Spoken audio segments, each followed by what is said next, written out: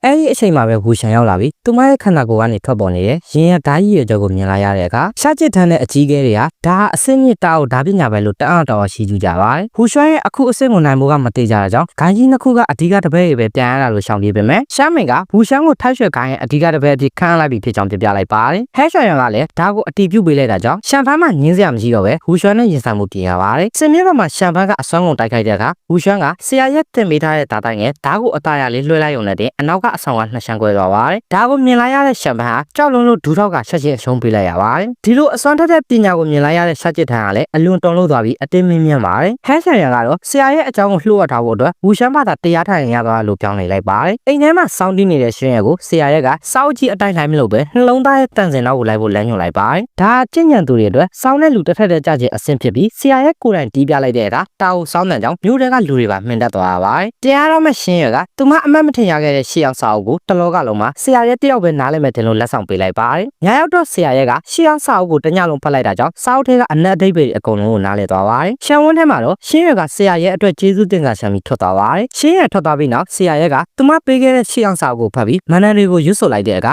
ခန္ဓာကိုယ်ကနေရွှေရောင်တာကိုအလင်းနဲ့ထွက်ပေါ်လာပါတယ်။အေးချမ်းနေတဲ့ကောင်းကင်ကြီးကလည်းရုတ်တရက်မှောင်မဲသွားပြီးကောင်းကင်ကပ်ပြီးမိုးကြိုးတွေတစ်ချိန်ချင်းပြစ်ချလာတာကြောင့်ရှောက်ချီမျိုးသူမျိုးသားတွေလည်းထိတ်လန့်ကုန်ကြပါတယ်။မဲလုံးကလည်းတခင်ကမန္တန်နည်းနည်းပပရွေ့ုံနဲ့ဒီလောက်တာကိုစွမ်းအားမျိုးကိုခေါ်ယူနိုင်တာကိုမြင်ပြီးပါဇက်အဟောင်းသားဖြစ်သွားပါတယ်။ဆရာရဲ့ကသူ့ခန္ဓာကိုယ်ထဲမှာပူနိုးတဲ့စွမ်းရည်နေစီးစင်းလာတာကြောင့်9နှစ်လုံးလုံးကျင့်ကြံလို့မရခဲ့ရတာနဲ့အခုကျင့်ကြံလို့ရပြီဆိုပြီးခလေးတယောက်လိုဝမ်းသာနေပါတယ်။ကြောက်တုံးကနေ9ယောက်ကြီးအလင်းတန်းနဲ့ထွက်လာတာကိုမြင်တော့မဲလုံးကဒါဟာလောကចេတနာဟောရန်ကြောက်တုံးဖြစ်မှန်သိသွားပါတယ်။ဒီကြောက်တုံးထဲမှာကျင့်ကြံနိုင်တာကိုသိသွားပြီးအိမ်မှာကြောက်တုံးကတရုံပဲရှိတာကြောင့်မဲလုံးကဆရာရဲ့အတွက်ဒီလိုကြောက်တုံးနဲ့အများကြီးရှိတဲ့လေးဦးကလန်ရဲ့တားမြင့်နေမစီကိုကြောက်တုံးနဲ့တွားကိုဖို့တွေ့တဲ့စိတ်ထွက်သွားပါတယ်။ကျင့်ကြံမှုပြီးသွားတဲ့ဆရာရဲ့ကတော့ကြောက်တုံးရှိမှကျင့်ကြံလို့ရတာကိုသိသွားပြီးတရုံနဲ့ရှိတဲ့ကြောက်တုံးအတွက်စိတ်ညစ်နေပါတယ်။ရှားကျစ်ထန်းကလည်းရှုံးသွားလို့ငိုယိုနေတဲ့ရှမ်ဖန်းကိုရှော့နေတော့ရှင်းရရောက်လာပါတယ်။ဝိညာဉ်တသေးသားအဆင့်ကိုရောက်ရှိသွားတာကိုမြင်လာရတဲ့ကရှားကျစ်ထန်းအလွန်အံ့ဩသွားပါတယ်။ဒါရှုံးနေထားတဲ့ရှမ်ဖန်းအတွက်တော့သူ့ရင်ထွက်သွားရလောက်အောင်ပြင်းထန်တဲ့စိတ်ပိုင်းဆိုင်ရာထိုးနှက်ချက်ဖြစ်သွားပါတယ်။ရှားကျစ်ထန်းကထိုက်ရွှေကိုင်းကိုပြန်တိုက်ခိုက်ဖို့ခိုင်းပေမဲ့ရှင်းရကသူမအဆင့်နဲ့အနိုင်ယူတာဟာမတရားတလို့ဖြစ်နေမှာဖြစ်ကြောင်းနဲ့တစ်ဖက်မှာလည်းလှုပ်ဝက်ချက်တွေရှိနိုင်တာကြောင့်သူမပါရှုံးသွားရင်ဂိုင်းကျုပ်ပို့ပြီးအဆက်ကွဲမှာကိုရုတ်တရက်ရှိပြန်ပြောပြလိုက်ပါတယ်။အဲ့အပြင်ဂိုင်းကျုပ်ရာထူးလွှဲပေးတာကိုပါသူမကကျင့်ကြံခြင်းကိုပါအာရုံစိုက်ချင်လို့ဆိုတာညင်းလိုက်တာကြောင့်ရှားကျစ်ထန်းမှာယူမတတ်ဖြစ်သွားပါတယ်။ဘသူနဲ့တွေးခဲ့လို့ဒီလောက်ပြောင်းလဲသွားသလဲဆိုတဲ့မေးခွန်းကိုသူမဟာအတူမရှိတဲ့ပညာရှိရင်းနဲ့တွေးခဲ့ကြောင်းနဲ့သူကလက်စောပြင်ကိုခွေးလုထားကြောင်းတခြားဘာညာတရကားတွေအကုန်လုံးပြပြလိုက်ပါတယ်။ဟဲချန်ရန်ကရှားကျစ်ထန်းပေးလိုက်တဲ့တပ်ဖြတ်ခြင်းအငွေတက်တွေပါတယ်မှော်ကောင်းတော့ကိုဂိုင်းရဲ့တောင်ဆောက်အစီရင်တဲ့ထည့်သွင်းမှုစူးစမ်းခဲ့ပါတယ်။သူကဂိုင်းရဲ့တစိမ့်တော်နဲ့ပေါင်းဆက်ပြီးအစွမ်းတက်ခန္ဓာကြီးဖြစ်လာမယ်လို့တွေးခဲ့ပေမဲ့တကယ်တမ်းမှာတော့ပြင်းထန်တဲ့စွမ်းရင်ပောက်ကွဲမှုကြီးဖြစ်သွားပြီးတောင်တစ်ခုလုံးတုန်ခါသွားပါတယ်။ရှားကျစ်ထန်းကတော့ဟဲချန်ရန်ရဲ့မစင်မရှင်လို့ရကြောင်းအံ့ဩသွားပါတယ်။သူ့ရဲ့မူလအကြံကခေါင်းလုံးထဲကနတ်ဆိုးစွမ်းရည်တွေကိုဟဲချန်ရန်မထိန်နိုင်မဲ့ဆရာကြီးကိုအကူအညီတောင်းစေချင်တာပါ။ဒါပေမဲ့အခုတော့ဂိုင်းရဲ့အစီရင်ကြီးပါပျက်စီးသွားပြီးအားလုံးဒုက္ခရောက်ကုန်ကြပါတယ်။ဆရာကြီးရဲ့စွမ်းကိုစမ်းသပ်ဖို့ရည်ရွယ်ပြီးပေးခဲ့တဲ့ခေါင်းလုံးကအမှန်တော့နတ်ဆိုးဝိညာဉ်ကိန်းအောင်နေတဲ့ရုပ်မာတဲ့အရာဖြစ်နေပါတယ်။အဲ့ဒီခေါင်းလုံးကိုဟဲချန်ရန်ကထိုက်ရွှေဂိုင်းရဲ့တောင်ဆောင်အစီရင်နဲ့မစင်မရှင်ပေါင်းစပ်မိရာကနေနတ်ဆိုးစွမ်းအားတွေနိုးထားလာပြီးဂိုင်းတစ်ခုလုံးပျက်စီးမဲ့အန္တရာယ်နဲ့ရင်ဆိုင်နေရပါတယ်။ဒါဟာရှားကျစ်ထန်းရဲ့မူလအစီအစဉ်တက်ပို့ပြီးဆိုးရွားသွားတဲ့အခြေအနေလည်းဖြစ်ပါတယ်။အခြေအနေဆိုးရွားလာလို့နောင်တရနေတဲ့ရှားကျစ်ထန်းကသူ့ရဲ့အစီအရင်ကိုထုတ်သုံးပြီးဟဲချန်ရရဲ့အစီအရင်နဲ့ပူပေါင်းကခေါင်းလုံးကိုနှိမ်နှင်းမှုကြိုးစားခဲ့ပါတယ်။ဒါပေမဲ့ခေါင်းလုံးတွေကနေမီးနဲ့ဆိုးကြီးထွက်ပေါ်လာပြီးဂိုင်းကျုပ်နှစ်ယောက်လုံးရဲ့ငကားပုံရိပ်တွေကိုအလွယ်တကူရှင်မုံပစ်လိုက်ပါတယ်။လက်ဆိုးကြီးရဲ့မီးလန့်ချက်ကြောင့်ဂိုင်းသားတွေကိုကာကွယ်ထားတဲ့ဒိုင်းကကြီးကအကွဲသွားပြီးလူအားလုံးအသက်အန္တရာယ်နဲ့တိုက်ရိုက်ရင်ဆိုင်နေရပါတယ်။ဒီအခြေအနေမှာဟဲချန်ရက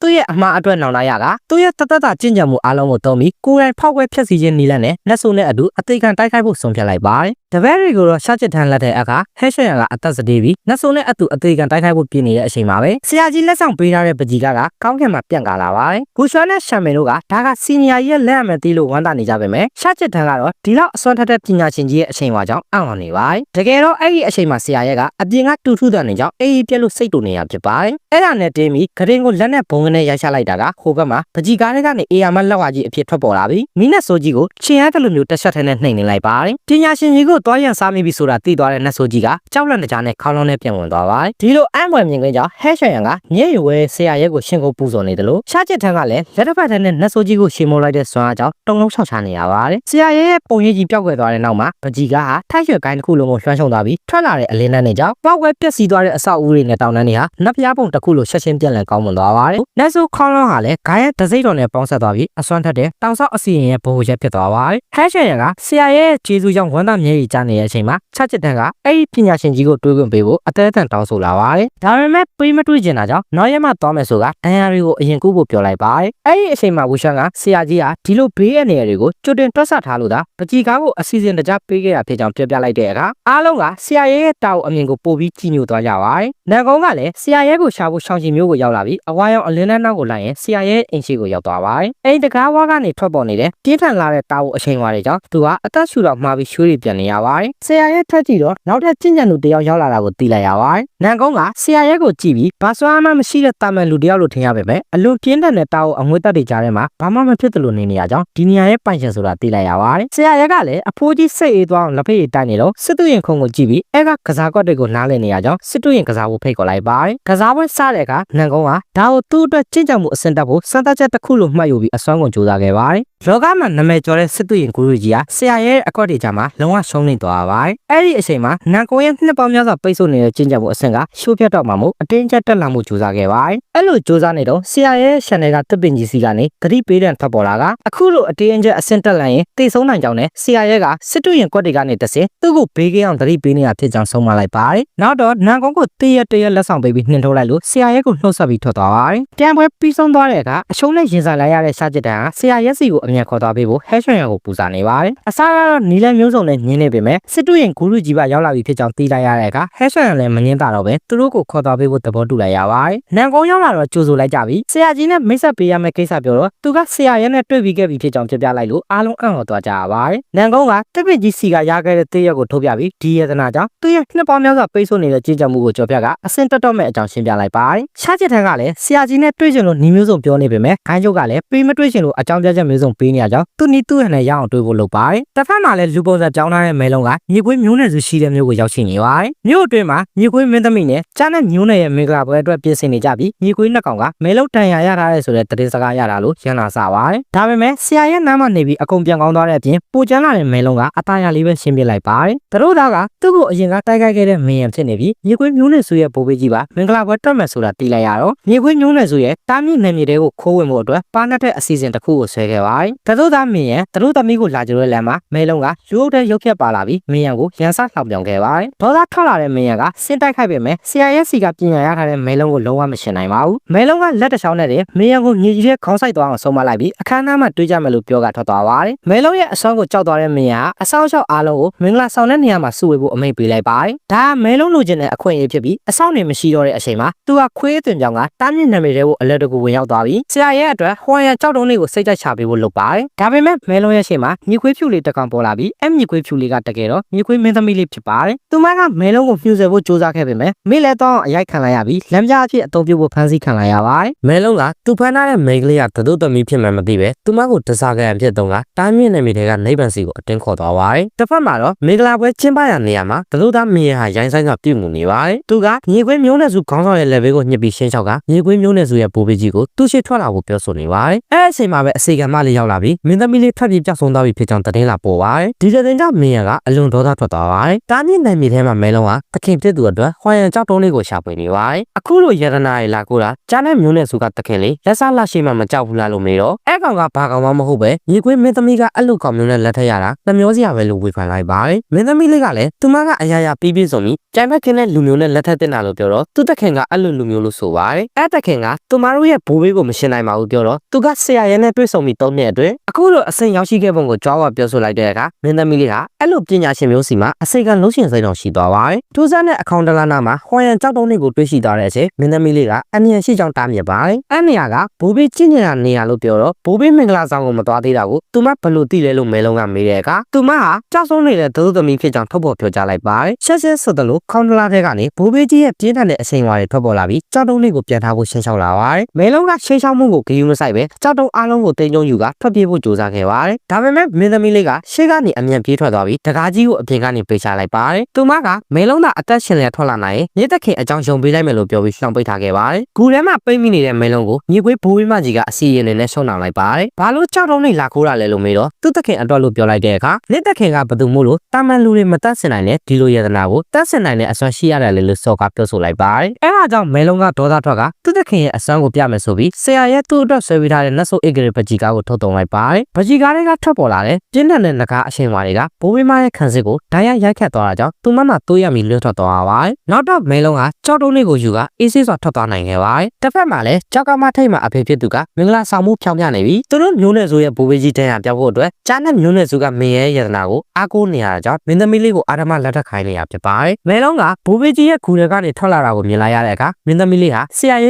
့စွမ်းအားတွေကိုလုံးဝယုံကြည်သွားပါတယ်ပိုတမန်ရဲ့နောက်ခံတစ်ခုရှာလာပေးနိုင်ရင်လက်ထပ်ဆရာမလို့တော့တာကြောင့်နီလန်းရှိရဆိုကကြောက်ထဲကိုနောက်ပြန်ခုန်ချလိုက်ပါတယ်အဲ့ချိန်မဲလုံးကလည်းသူ့ကိုပေးခဲ့တဲ့ထူရှိဆန်ကိုမပြေးတဲ့ဆိုကလိုက်ပန်ပါတယ်ဖမ်းပြီးတော့မင်းသမီးလေးကဆရာရဲ့ကိုပြုစုခစားခြင်းကြောင့်လည်းမရနဲ့လက်မထက်ရှင်မှုလို့ငိုယိုတေးဥဆောင်လိုက်တာကြောင့်မဲလုံးတယောက်စိတ်ပြော့သွားခဲ့ပါတယ်ဒီလိုစိတ်ပြော့သွားတဲ့အတွက်ကြောင့်လည်းမင်းသမီးလေးကိုကြောဖို့ခေါ်တင်ကဆရာရဲ့စီမှာအစီကံအပြည့်ခစားနိုင်ဖို့ခေါ်ထုတ်သွားခဲ့ပါတယ်မဲလုံးရဲ့ပကြီးကကြောင့်ဒဏ်ရာရခဲ့တဲ့မြေခွေးဘိုးဘေးမကြီးပေါ်လာပြီးမဲလုံးကမင်းသမီးလေးကိုပြန်ပြီးဆွဲသွားတာလို့တင်လွှတ်ခိုင်းလိုက်ပါတယ်သူမအခုလိုလုပ်ရတာမဲလုံးစီကအဆန်းထွက်လာတဲ့နတ်ဆိုးအိတ်ကလေးပကြီးကားကိုလူယူဖို့အတွက်အကွက်ဆန်လိုက်တာဖြစ်ပါတယ်မင်္ဂလာဆောင်မှာသတို့သမီးပြောက်ဆုံးသွားလို့အဆက်ရနေတဲ့မင်းဟာဒေါသအလေးလေးထွက်နေပါတယ်သူကသူတို့မျိုးနွယ်စုရဲ့အဖိုးတန်ကြားနဲ့သွေးကြောက်စိမ်းကိုအုံပြုပြီးဘိုးဘေးကြီးကိုပင်ဖိတ်လိုက်တာကြောင့်ဘိုးဘေးရောက်လာပါတယ်သူမိမကိုခိုးသွားတဲ့မဲလုံးကိုရှင်းပစ်ပေးဖို့ပြောတော့မျိုးနွယ်စုကိုအဆက်ရအောင်လုပ်လို့ကြားနဲ့အလံကိုပြန်သိမ်းပြီးတကားပဲကြည်ညံနေဖို့ဒေါသထွက်စွာပြောဆိုလိုက်ကမဲလုံးတို့အနောက်ကိုလိုက်လက်နှင်နေမှုပြင်ဆင်ပါတယ်မဲလုံးတို့ကလည်းဆရာရဲ့အိမ်ကိုရောက်ရှိလာကြပြီးအိမ်ထဲကနေထွက်ပေါ်နေတဲ့နတ်ဖျားပုံကဲသူအချိန်ဝါတွေကြောင့်မင်းသမီးလေးကအံ့ဩနေစေတပင်ကြီးကသူမကိုရန်သူမှတ်ပြီးတိုက်ခိုက်ရပြင်ဆင်ခဲ့ပါတယ်အဲ့ဒါကိုမဲလုံးကဝင်ရောက်တားဆီးပေးခဲ့ရတယ်လို့တပင်ကြီးရဲ့အကိုင်းတွေကိုဆရာရဲ့ကရှုပ်ပနေလို့တင်ပစ်လိုက်ကြောင်းကြားလိုက်ရတဲ့အခါမင်းသမီးလေးဟာဒီလိုစွမ်းအားကြီးတဲ့နတ်ဆိုးအပင်ကိုအလိုရှိတယ်လို့ပြုပြင်ရဲ့ဆရာရဲ့အစွမ်းကိုကြောက်ရွံ့သွားပါတယ်ပကြီးကားကိုလိုချင်နေတဲ့ဘိုးဝင်းမကအနောက်ကနေလိုက်လာပြီးမဲလုံးကိုတိုက်ခိုက်ပါတယ်အဲ့ဒါကြောင့်မဲလုံးတန်ရန်ရသွားပြီးတပင်ကြီးကိုအကူအညီတောင်းခံရတဲ့အခြေအနေကိုရောက်ရှိတော့ကဘိုးဝင်းမကအဖိနှိတ်ခံနေရပါ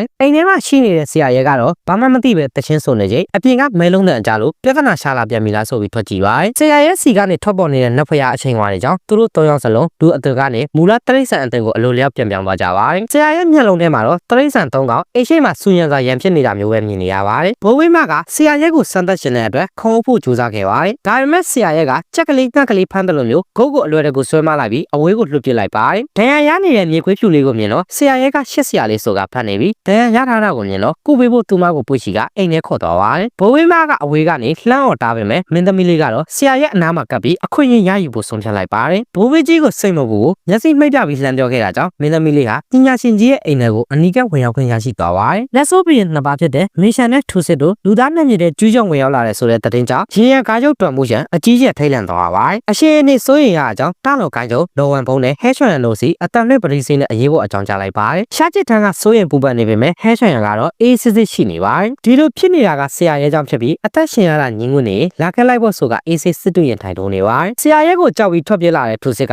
လမ်းမှာမင်းရှန်နဲ့တူပါတယ်ပုံစံကြည့်ုံနဲ့ရှုံးလိမ့်လာတာကိုသိတဲ့အခါအခွေတဲ့အဆင့်မြင့်လာတော့နိုင်အောင်မတိုက်နိုင်တဲ့ထူစစ်ကိုအခွေမှာဘာယရနာရှိနေတာလဲလို့အကြက်ကင်ပြီးတော့မကောင်းဆိုးဝါးပရင်ပကြီးရှိနေရလို့ပြန်ဖြေလိုက်ပါတယ်သူ့ကိုအခုအဆင့်ထပ်ပိုချတဲ့ အဆင့်တက်အောင်လုပ်ပေးနိုင်တဲ့ပကြီးကရှိနေတာကိုသိလိုက်ရတာကြောင့်အသက်ဆန်းလာပြီးဘယ်မှာရှိနေလဲသိရအောင်နေပါတယ်ဆရာရဲ့အကြောင်းသိလာတဲ့သူမကလည်းသိအောင်ကျင်းထက်ပြီးနေရာပြောပြလိုက်ပါတယ်ခဏနေတော့လူသားခိုင်းချုပ်တွေရောက်လာကလူသားနဲ့မကောင်းဆိုးဝါးကြကသဘောတူညီချက်ကိုဖောက်ပြီးခွင့်ပြုချက်မရှိပဲလူလောကနဲ့ဘာလို့လာတာလဲလို့မေးပါတယ်သူစစ်လက်အရှင်နေမဟာနာကိုသိတာကြောင့်လူသားခိုင်းချုပ်ကြီးတွေကိုလှည့်စားလိုက်ပါတယ်သူမကိုမီရှာဖိအားပေးပြီးအတင်းခိုင်းစေတာကြောင့်သူနဲ့ယေတနာလူကိုထိုက်ရှက်တောင်စီလာခဲ့ရတာဖြစ်ပြီးသူမကသဘောမတူတော့ဒီမှာရိုင်းနေပြီးထားသွားကြောင်းလိန်ညာပြောဆိုလိုက်ပါတယ်သူမပြောတာကိုယုံသွားတဲ့ခိုင်းချုပ်ကြီးတွေလည်းကျန်းတဲ့နောက်ကိုအပြင်းထန်လိုက်သွားကြတာကြောင့်သူစစ်တယောက်ကိုလို့ယုံနိုင်ခဲ့ပါတယ်အိမ်ထဲမှာတော့ဆရာရဲ့ကမြေခွေးဖြူလေးရဲ့တရားကိုဂယူးတစိုက်ဆေးထည့်ပေးနေပါတယ်ဆရာရဲ့စွမ်းအားကြီးမှုနူးညံ့ကျင်နာမှုနဲ့ခန့်ညားတဲ့ရုပ်ရည်ကြောင့်မင်းသမီးလေးကလုံးဝကိုဆွဲလန်းသွားပါတယ်အဲအချိန်မှာမစ်ရှင်ရောက်လာလို့တစ်ပင်ကြီးကတိုက်ခိုက်ဖို့ကြိုးစားပေမဲ့ကျန်းတဲ့အလံရဲ့အစွမ်းကြောင့်တစ်ပင်ကြီးတော့ဖိနှိပ်ခံလိုက်ရပါတယ်ဒီအလံကကျန်းတဲ့မျိုးနွယ်စုရဲ့ရေသနာဖြစ်ပြီးတက်ရှိခွင်းညံတိုင်းကိုတိုက်ခိုက် ခိုင်နိုင်တဲ့ရှိတယ်လို့ကိုယ့်ရဲ့ချင့်ကြံစွမ်းတွေကိုလည်းတိုးလာအောင်ကူညီပေးနိုင်ပါတယ်ပကြီးကမပေးရင်ဒီရင်ကိုဖြိုပြစ်မယ်လို့ရှေ့ချောက်နေတာကြောင့်မဲလုံးကဒေါသတကြီးနဲ့ပြေးတိုက်ခိုက်ပေမဲ့သူပဲရှက်ခံနေရပါတယ်အဲ့ချိန်အပြင်ကအတန်နေကြောင့်မဲလုံးပြဿနာထက်ဆနေပြန်ပြီလားအော်တယ်နဲ့ဒေါသတကြီးအိမ်ထဲကဆရာရဲထွက်လာပါတယ်အဲ့အတန်ကြောင့်မင်းရှန်ဟာလူအသွင်ကနေမူလကြားနဲ့ကြီးဘွားကိုချက်ချင်းပြန်ပြောင်းသွားပါတယ်အိမ်ပြင်မှာကြားကြီးကိုမြင်လိုက်ရတဲ့ဆရာရဲကကြောက်ကြောက်လက်လက်နဲ့စပွဲပေါ်ကဟင်းသီးဟင်းရဲ့လေးရတာကိုကောက်ကင်လိုက်ပါတယ်ဆရာရဲကတော့တာမန်ဓာတ်လို့ထင်နေပေမဲ့မင်းရှန်အမြင်မှာတော့ဒီဓာတ်ဟာမျိုးနွယ်စုယေသနာထက်တာလို့နဲ့လက်ပြလက်နဲ့ကြီးဖြစ်နေပါတယ်ဓာတ်စီကထွက်နေတဲ့တေးစင်နိုင်တဲ့အချိန်ဝါရဲ့ကြောင့်မင်းရှန်ဟာထိတ်လန့်တုန်လှုပ်ပြီးအနောက်ကိုဆုတ်သွားပါတယ်ကြားကြီးကြောက်နေအောင်မြင်တဲ့ဆရာရဲကအမြန်ပြေးဖို့လုပ်ပေမဲ့မဲလုံးကတော့တခင်ရှိလို့အားတက်ပြီးကြားကိုတော့ပြောင်းပြပါတယ်စော်ကားခံရလို့ဒေါသထွက်သွားတဲ့ကြားနဲ့ကြီးကသူ့အသက်သွေးနဲ့ရင်ရတယ်လှုပ်ဝက်နီလန်းကိုတုံးလိုက်တာကြောင့်ကောင်းကင်တစ်ခုလုံးမဲမောင်သွားပါတယ်ကောင်းကင်ကနေလှမ်းကြည့်နေတဲ့ရင်းရကိုင်းကျုံနဲ့တာလော့ကိုင်းကျုံတို့ကစိုးရိမ်နေကြပေမဲ့ဟက်ရှန်ကကြားကြီးလွတ်လပ်မရှိတော့ကြောင့်အေးအေးဆေးဆေးပြပြလိုက်လို့အားလုံးကြောင်သွားကြပါတယ်လက်ဆိုးဆွားတွေပူကြီးလာတာကြောင့်ရင်းရကိုင်းကျုံကိုမြောက်ပေးပြီးရှေ့ကပတ်တက်ခိုက်ခိုင်လို့ပတ်ကြည့်ရပါတယ်လက်ဆိုးကြီးမှမသိတဲ့ဆရာရဲကလည်းကြောင်လေးတွေအရန်ကြိုက်တဲ့အချောင်းလေးနဲ့ကြားကိုညင်အောင်ထင်းနိုင်လိုက်ပြီးကြားကြီးကအချောင်းနဲ့ဆော့နေတော့ရှင်းပြလိုက်ပါတယ်လက်ဆိုးအချိန်ဝါတွေရုတ်တရက်ပျောက်ကွယ်သွားတာကြောင့်ဂိုင်းရုပ်ကြီးတွေလည်းအံ့ဩကုန်ကြပါတယ်မင်းရှမ်းရဲ့အခုလက်ရှိအစွမ်းကရင်းရဂိုင်းကျုံမပြောနဲ့ဒီမှာရှိတဲ့ဘဒူမနိုင်အောင်တိုက်ဖို့မဖြစ်နိုင်ပဲဒီလိုလက်ဆိုးအချိန်ဝါတွေပျောက်ကွယ်သွားတာဟာမင်းရှမ်းလူသက်ပြီးယေသနာလူလာအောင်မြင်သွားပြီလို့ကောက်ချက်ချလိုက်ပါတယ်အခုသူကသွေးစွတိအတက်ကိုတုံးထားတာမို့ကျင့်ကြံစစ်လက်ကျသွားတော့ပြီမို့အမြန်ရှာပြီးနေမှုလုပ်ပါတယ်ကြားကြီးကိုအပြစ်မှထားဖို့အဆင်မပြေတာကြောင့်ဆရာရဲ့လည်းအထဲဆွဲလာတဲ့အခါဒီလိုမြင်ကွင်းကိုကြည့်ပြီးမင်းသမီးလေးကဆရာရဲ့အနားမှာနေမှသာသူတို့မျိုးနွယ်စုဘေးကင်းနိုင်မယ်ဆိုတာကိုသဘောပေါက်သွားပြီးပညာရှင်ကြီးရဲ့စိတ်ကြိုက်ဖြစ်အောင်အတင်းဝင်ရောက်ရွှင်နေပါတယ်မြေခွေးဖြူလေးကိုသဘောကျသွားတဲ့ဆရာရဲ့ကသူမကိုအိမ်မွေးတိရစ္ဆာန်အဖြစ်သတ်မှတ်လိုက်ပါတယ်ကျန်းနက်ကိုလိုက်ရှာနေတဲ့ဂိုင်းချုပ်ကြီးတွေကလည်းမြေကြီးပေါ်မှာသွေးကပ်တွေကိုကြည့်ပြီးကျန်းနက်ဘရင်တိတ်ဆုံးသွားပြီဖြစ်ကြောင်းအတည်ပြုနိုင်လိုက်ပါတယ်တောင်ရဲ့စွမ်းအားကြီးသွားတဲ့နတ်ဆိုးပြင်ကိုတခဏအတွင်းရှင်းပြနိုင်တဲ့ဆရာကြီးရဲ့အစွမ်းကိုစဉ်းစားပြီးသူတို့နှစ်ယောက်အကြီးကျယ်ကြောက်ရွံ့သွားကြကနှောက်ယှက်မိမှစိုးရိမ်တာကြောင့်မြို့တွေကနေအမြန်ဆုံးပြန်လှည့်ပြေးသွားကြပါတယ်ဆရာရဲ့ကိုမြေခွေးမလေးကအတင်းလိုက်ကပ်နေတာကြောင့်သူနဲ့အတူအိတ်ရှင်နေတဲ့ထင်ပြီးအခန်းထဲခေါ်သွားပါတယ်ကျန်းနက်ဘရင်နဲ့တိုက်ပွဲမှာစွမ်းရင်ကုန်ခန်းသွားတဲ့တစ်ပင်ကြီးကတော့နှစ်ရှည်လာမြအိတ်ဆက်အနားယူဖို့ပြင်ဆင်ပါတယ်မအိတ်ခင်ဆရာရဲ့စီကရထားတဲ့နတ်ဖျားစွမ်းရင်တည့်ရက်ကိုမဲလုံးကိုပေးခဲ့ကမဲလုံးအနေနဲ့ကျင်းချန်ချင်းကိုနောက်တစ်ဆင့်တက်လန်ပြီးတခင်ကြီးကိုကာကွယ်ပေးဖို့ပြင်းပြင်းထန်ထန်မှာကြားခဲ့ကအိတ်ကျော်သွားပါတယ်မနက်နိုးလာတဲ့အခါဆရာရဲ့ခတင်ပေါ်မှာလူအသွင်ပြောင်းနေတဲ့မင်းသမီးလေးကိုတွေ့ပြီးအံ့ဩသွားပါတယ်သူ့ဘက်ကတခုခုမှားရင်လုံလမိပြီလားဆိုပြီးနောက်တိုင်းရနေပေမဲ့သူမကမြေခွေးဖြူလေးဖြစ်နေမှသိသွားတဲ့အခါမှာတော့စိတ်သက်သာရသွားပါတယ်အပြင်ထွက်လာတဲ့ဆရာရဲ့ကအရင်ကထက်ပုံမူကြီးမှပြီးခန့်ညားလာတဲ့မဲလုံးကိုမြင်ပြီးအံ့ဩသွားပါတယ်အဲနောက်မှာတော့မဲလုံးရှာလာပေးတဲ့ဟွမ်ရန်ကြောက်တုံးလေးကိုမြင်ပြီးဆရာရဲ့ဝမ်းသာအားရဖြစ်သွားကဒီကြောက်တုံးတွေကမဲလုံးရှာလာမှန်းသိလိုက်လို့မဲလုံးကိုလည်းရှီကျူလိုက်ပါတယ်အပြင်ကလူတွေကမနေ့ကကြားတန်ကြားလိုက်လို့ကြောက်ပြီးရုံတော့ကိုတိုင်မဲ့အကြောင်းကြားလိုက်ရတာကြောင့်ဆရာရဲ့ဟာကျန်းတဲ့ကြီးအလောင်းကြောင့်အာနာပိုင်နီလာစစ်ဆေးမှကိုစိုးရိမ်နေပါတယ်အဲဒါကြောင့်တက်တိဖျောက်ပြဖို့အတွက်ကြားသားတွေကိုကင်ပြီးတမျိုးလုံးကိုအလကားပတ်ကြွေးလိုက်ပါတယ်အားလုံးအတူတူစားပြီးရင်သူတယောက်တည်းအဖမ်းခံရတော့မှမဟုတ်ဘူးလို့တွေးပြီးဆရာရဲ့တယောက်ကိုယ့်အကြံကိုကျင့်နေပါတယ်မျိုးတွေကအတော်ကြီးကဆရာရဲ့နောက်မှာပါလာတဲ့မင်းသမီးလေးကိုကြည့်ပြီးအတင်းချင်းပြောနေကြပါတယ်မင်းသမီးလေးကပိန်လုံးလို့ခလင်းမွေးနိုင်ပါမလားဆိုတဲ့စကားလုံးတွေကြောင့်မင်းသမီးလေးမှာအကြီးကျယ်ဒေါသထွက်သွားပါတယ်သူရဲ့အလှပကိုအတိမန်ပြူတဲ့မျိုးကန်တွေကိုကြည့်ပြီးမင်းသမီးလေးတယောက်စိတ်တူနေပါတယ်သူမရဲ့ခန္ဓာကိုယ်ကတကယ်ကြည့်မကောင်းဘူးလားလို့မေးတော့စိတ်ကောက်နေတဲ့မင်းသမီးလေးကိုဆရာရဲ့ကတလောကလုံးမှာအလှဆုံးမြောက်ပင်လျှော့မော်လိုက်တဲ့အခါဆရာမကမြှူဆိုရင်အတင်းတက်တည်ပြခိုင်းနေလို့အကြံတစ်ခုရသွားပါတယ်ဆရာမကရေကကြောင်စားရမယ်လို့မျှော်လင့်နေပေမဲ့တကယ်တမ်းမှာတော့ပကြီးအစွဲခံဖို့ post ပေးနေရတဲ့အချိန်တွေကြောင့်တကူလုံးတုံနေအောင်ပြင်ပန်းသွားပါတယ်ဆရာရဲ့ပကြီးဆွဲနေတဲ့အချိန်မှာမင်းသမီးလေးကတန်ရဝင်နေပေမဲ့မဲလုံးကတော့ဒါကျင့်စဉ်တိုးတက်ဖို့အခွင့်အရေးဖြစ်ကြောင်းပြပြပါတယ်ပကြီးကပြီးသွားတဲ့အခါမှာတော့ရွှေရောင်အလင်းတန်းတွေထွက်ပေါ်လာပြီးမင်းသမီးလေးကိုလွှမ်းခြုံသွားပါတယ်ဒီပကြီးကရဲ့စွမ်းအားကြောင့်မြေခွေးမျိုးနဲ့စီရဲ့မတ်မွန်နတ်ပုံမှာထူးဆန်းတဲ့နမိတ်တွေဖြစ်ပေါ်လာပါတယ်ကကြမားတွေကြောင်းလဲကုန်တာကြောင့်ထူးစစ်တယောက်ထိတ်လန့်သွားပြီ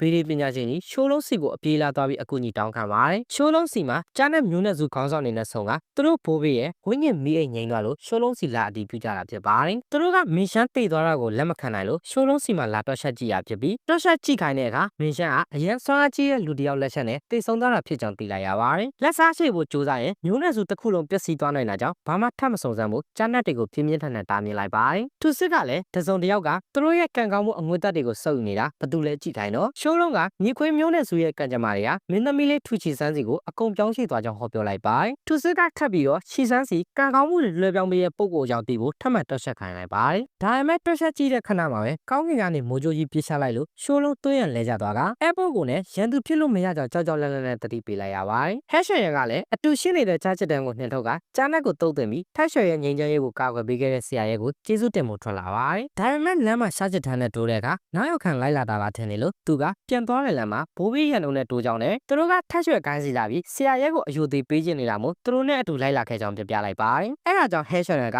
ရှာချစ်ထဲရဲ့အကွက်မြင်မှုကိုစိတ်ထဲကနေကျင်းဆနေမိပါတယ်။ရန်ထန်းရှာနဲ့ဟဲရှန်တို့ကအရင်ကတည်းကရန်စားရှိခဲ့ကြသူတွေဖြစ်ပြီးလမ်းမတွေစကားစစ်ထိုးနေကြလို့အခြေအနေတင်းမာလာပေမဲ့မင်းသမီးလေးရန်ပေးရှင်ကဂျားတွေကပြန်ပြေးပေးခဲ့ရပါတယ်။သူတို့အားလုံးကရန်ဖြစ်နေကြပေမဲ့ရီမန်းချက်ကတော့တစ်ခုတည်းပါပဲ။အဲ့ဒါကတော့ရှောင်းရှီမျိုးကပညာရှင်ကြီးဆရာရက်စီကိုတွားရောက်ဂရဝါပြုဖို့ဖြစ်ပါတယ်။ဆရာရက်ကဟဲရှန်ရဂိုင်းရဲ့ဘိုးဘေးဖြစ်တာကိုသိလိုက်ရတဲ့အခါရန်ထန်းရှာကဆရာရက်နဲ့တွေ့ခွင့်ရဖို့အတွက်ထိုက်ရှယ်ကိုင်းကိုနိုင်ငံတော်အဆင့်ကိုင်းအဖြစ်သတ်မှတ်ပေးမယ်လို့အချော့ပေးလိုက်ရပါတယ်။ဆရာရက်စီရောက်တဲ့အခါမှာတော့နတ်ဆိုးပြင်းတွေကိုအိမ်မွေးတိရစ္ဆာန်လောက်တာလို့အားလုံးမှင်တတ်သွားကြရပါတယ်။ဟဲရှန်ရကတော့ဘေးကနေသူတို့ရဲ့တုံ့လုံးမှုတွေကိုကြည့်ပြီးစိတ်ထဲကနေကျဉ်းလန့်နေပါတယ်။မင်းသမီးလေးရန်ပေးရှင်ကဆရာရဲကိုမြင်မြင်ချင်းပြေးဖက်ပြီးလွမ်းကြောင်းပြောလိုက်တဲ့အခါထူချီဆန်းကစိတ်တူပြီးပြေးခိုင်းဖို့လုပ်နေလို့တားလိုက်ရပါတယ်။ဆရာရဲအခမ်းမှုသွားပြန်တဲ့အချိန်ထူချီဆန်းကနိခနာကိုကတခင်အကြိုက်မဟုတ်ပဲသူခနာကိုကသာတခင်ကိုယ်တိုင်ရှီကျူးထားပြီးပကြီးတော်ဆွဲပေးထားတာလို့ပြောလိုက်တာကြောင့်မင်းသမီးစိတ်ကောက်သွားပါတယ်။ညလင်းပွဲလက်ဖက်ရည်တိုက်တဲ့အခါအရန်အဟော်နေတဲ့နှစ်ကောင်ကြားမှာပုံမှန်ဖြစ်နေတဲ့ဟဲရှန်ရကတော့ဆရာကြီးဖြစ်နေပါတယ်။အဲ့နောက်ဟဲရှန်ရကရှေးအောင်စုတ်တံကိုလက်ဆောင်ပေးလိုက်တယ်လို့ရှာချစ်ထန်းကလည်းအစစ်မြင့်မှင်လုံးကိုပေးလိုက်ပါတယ်။အဲ့ဒါကြောင့်ဆရာရဲက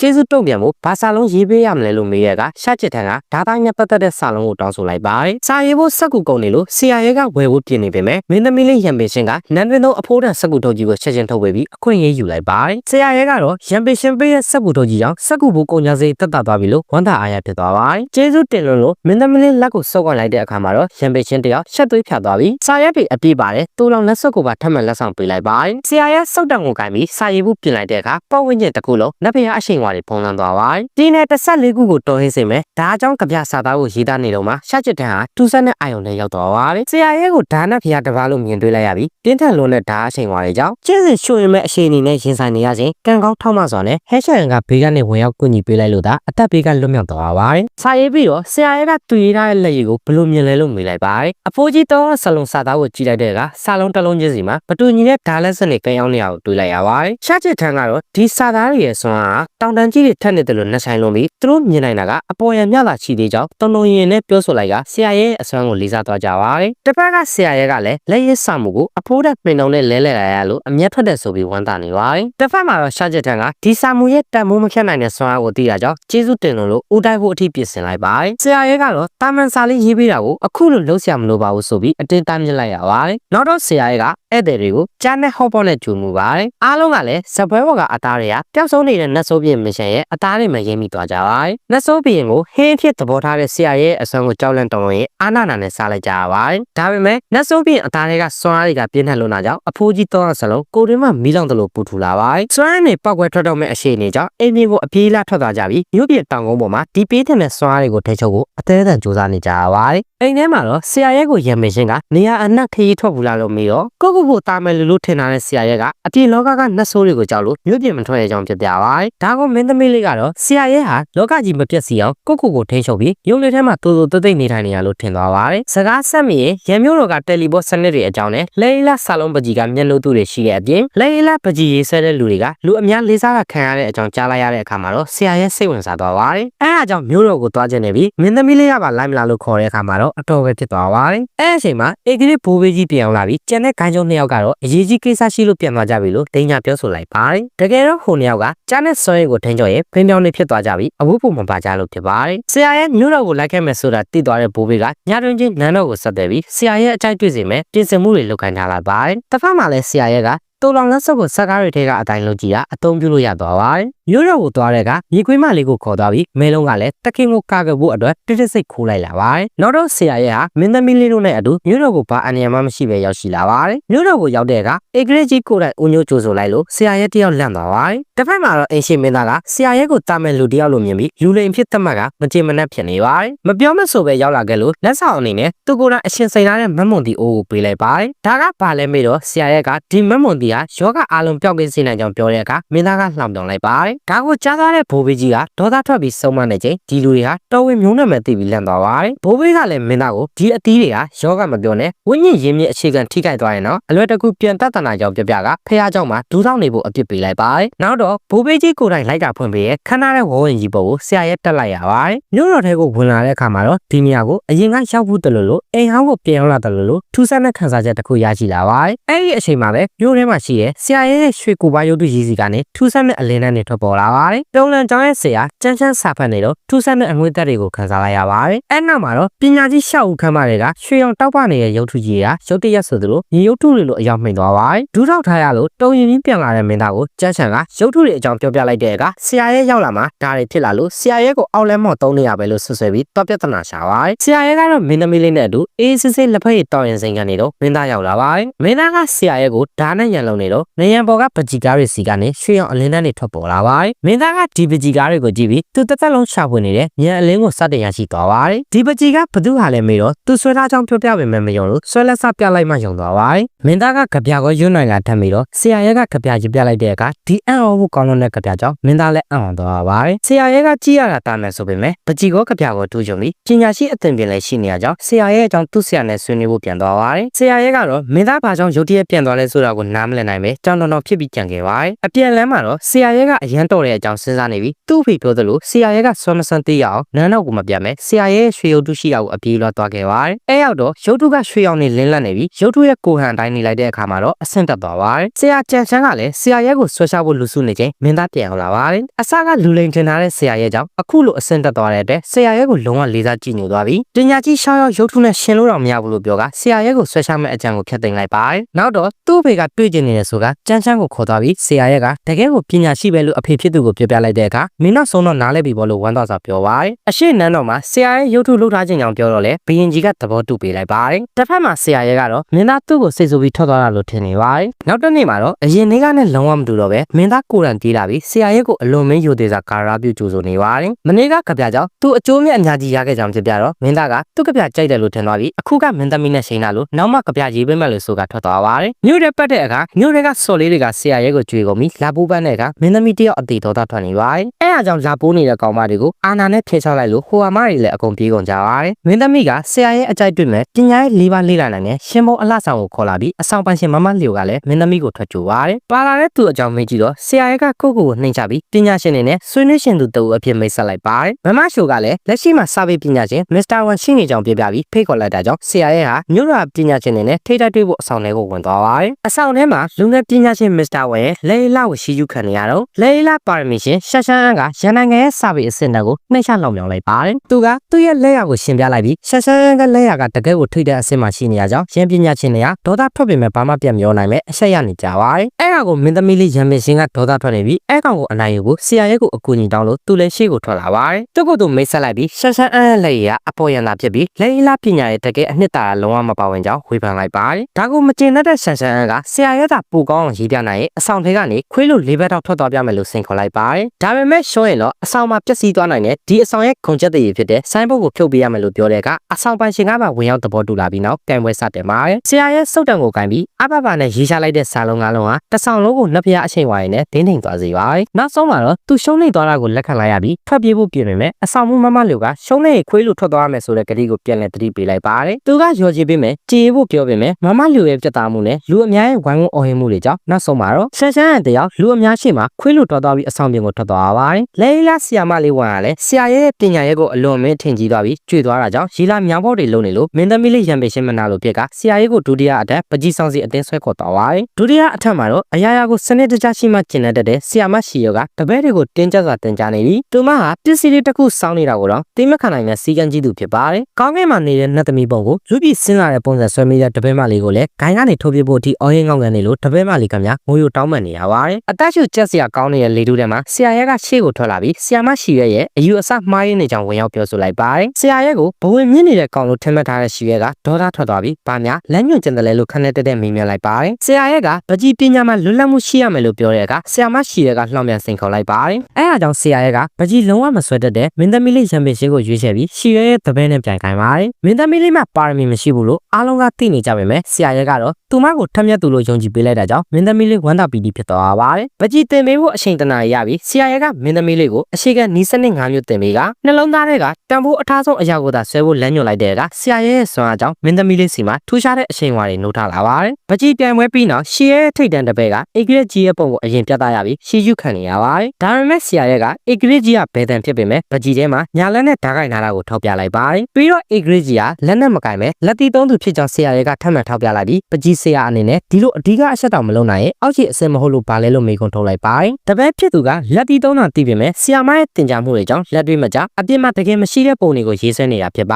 တယ်ဒီလိုဆွဲတဲ့နည်းနဲ့ပကြီးဆီယာကမွေးထုတ်နိုင်မယ်ထင်လားမေးပြီးနောက်မင်းသမီးလေးရံမချင်းရဲ့ပကြီးကားကိုပြသလိုက်တဲ့အခါအားလုံးမှင်သက်သွားကြပါတယ်ဆီယာရဲ့ကိုအလင်မှာထားပြီးမင်းသားနဲ့သူမကိုယ်တိုင်ကိုဘေးမှာဆွဲထားတဲ့ပုံရိပ်တွေကလုံးဝပြီးပြည့်စုံနေပြီးဆီယာမတော်ဒီလိုမဆွဲနိုင်လို့အရှုံးပေးသွားရပါတယ်ဆီယာရဲ့ကတော့အနိုင်အရှုံးအထီးကမကြပဲပကြီးကိုတန်ဖိုးထားမျက်နှာမှုမရှိရင်ဘယ်တော့မှမအောင်မြင်ဘူးဆိုတဲ့သဘောတရားကိုနားလည်စေချင်တာဖြစ်ပါတယ်အဲအားကြောင့်သူ့စနစ်အမားကိုတီးပြီးငိုနေတဲ့ဆီယာမကိုသူပြောဆိုလိုက်လို့ထင်မှတ်ကကြောက်တဲ့ကြားနဲ့တတိယအထက်ကိုထွက်ပြေးသွားပါတယ်တတိယအထက်ကငိမ့်သက်လွန်တဲ့စစ်တူရင်ဆောင်ဖြစ်ပြီးအရှင်သခင်ကတော့စစ်တူရင်သူတော်စင်ကြီးနန်းကုန်းရဲ့တပည့်မှုရှိပဲဖြစ်ပါတယ်မင်းသမီးလေးကခမ်းမသခင်နောက်ကလင်းနေတာတွေကဘာတွေလဲမေးတော့ရှင်ဖို့အိမ်တော်ရဲ့ယတနာတွေဖြစ်ပြီးအထဲမှာရှေးအောင်စစ်တူရဲ့ပုံတွေရှိတယ်လို့ဒီတစ်တာတွေကိုလည်းလူတစ်ယောက်တည်းကပဲဖွင့်နိုင်ကြောင်းရှင်းပြပါတယ်အဲဒါကြောင့်ဆရာရဲ့လည်းစိတ်ဝင်စားသွားပြီးရှေးအောင်စစ်တူရင်ဘေးဒီတွေကိုကြည့်ချင်တယ်လို့ပြောတဲ့အခါမိုးရှိကကျင့်စဉ်မပြေးသွားရင်အသက်အန္တရာယ်ရှိနိုင်ကြောင်းအထင်သေးစွာတားမြစ်လိုက်ပါတယ်ဒါပေမဲ့မမလျိုကဆရာရဲ့အရှိကဆွမ်းဆောင်ရည်တွေကိုပြောပြလိုက်လို့မိုးရှိကစံတမှုတစ်ခုလုပ်ခိုင်းလိုက်ပြီးစစ်တူရင်ပညာရှင်အကြီးကရင်၃ရက်တန်တိုင်းအပြေမချနိုင်လို့စပင်းနဲ့ကျုံမတက်ဖြစ်နေရတဲ့စစ်တူရင်ခုံကိုဆရာရဲ့အဖြေရှင်းခိုင်းလိုက်ပါတယ်ဆရာရဲ့ခွင်ထိုင်လိုက်တဲ့အချိန်မှာစပင်းဖြစ်နဲ့စစ်တူရင်သူတော်စင်အဖိုးကြီးတယောက်ပေါ်လာပါတယ်အဲအဖိုးကြီးကဆရာရဲ့လမ်းကြောင်းကိုပိတ်ဆို့ဖို့အနှဲ့အောင်ကြောက်တုံတုံကိုအပပနဲ့ရှာလိုက်ပြီးစိတ်အောင်ထဲမှာပြင်းထန်တဲ့စစ်တူရင်တန်ပွဲကြီးစတင်လိုက်ပါတယ်ဆရာရဲ့ဟာအဖိုးကြီးချင်း၃ရက်တိုင်တိုင်စဉ်းစားလို့မရတဲ့စစ်တူရင်ပွဲကိုခဏလေးအတွင်းမှာအနိုင်ယူပြလိုက်တဲ့အခါမိုးရှိတယောက်အံ့ဩလုံးစကလုံးနဲ့ပျောက်ရှာကုန်ပါတယ်ဆရာရဲ့တရင်ဟာလည်းမြင်မြန်ဆန်ဆန်ပဲပြန့်နှံ့သွားပြီးသူ့စီကပညာလာယူကြပါတယ်အဲနောက်မှာတော့မိုးရှိကသူမရဲ့လက်ညှိုးကိုကိုက်ပြီးသွေးနဲ့ပိတ်ထားတဲ့လှုပ်ဝက်တက်တာတွေကိုဖွင့်လိုက်ပါတယ်အဲဒီခြေကနေထွက်လာတဲ့ရှေးအောင်ဘေဒီ73ခုရဲ့ဆရာကပြင်းတဲ့လုံးနဲ့ဖိအားတွေပေးနေရကြောင်းတာမန်လူတွေဆိုရင်ခေါင်းတော့မဖော်နိုင်ကြပါဘူးဒါပေမဲ့ဆရာရဲ့ကတော့အဲ့ဒါကိုပုံမြင်စာအုပ်ဖတ်တယ်လို့အေးစစ်စစ်ကြည့်ပြီးစစ်တူရင်ခုံကနေထွက်လာမဲ့စွမ်းရည်တွေကိုဘာကာကွယ်မှုမှမလုပ်ပဲစစ်တူရင်ခုံမှာတန်းထားလိုက်ပါတယ်ဒါကငါအရင်ကဘာမှာကစားခဲ့တဲ့ professional စစ်တူရင်ပွဲတစ်ပွဲနဲ့အတော်တူတာပဲလို့တွေ့ပြီးတစ်ချက်ချင်းချလိုက်ပါတယ်မိုးရှိကတော့သူဘာကာကွယ်မှမယူပဲတန်းစော့နေတာယူနေတာများလားဆိုပြီးထိတ်လန့်တကြားကြည့်နေရပါတယ်ဆရာရဲ့စစ်တူရင်ခုံရှိမှခဏလောက်ငြိမ်သက်သွားတဲ့အခါအပြင်လူတွေကလည်းသူလည်းအခက်တွေ့နေပြီလို့ထင်မှတ်ခတ်ကြပါတယ်တကယ်တော့ဆရာရဲ့ကဒီဘေဒီကိုအနိုင်ယူဖို့နီလန်၃မျိုးရှိနေတာဖြစ်လို့ဘယ်နီလန်ကအကောင်းဆုံးဖြစ်မလဲဆိုတာကိုဇဝေဇဝါဖြစ်နေတာပါနောက်ဆုံးမှာတော့သူက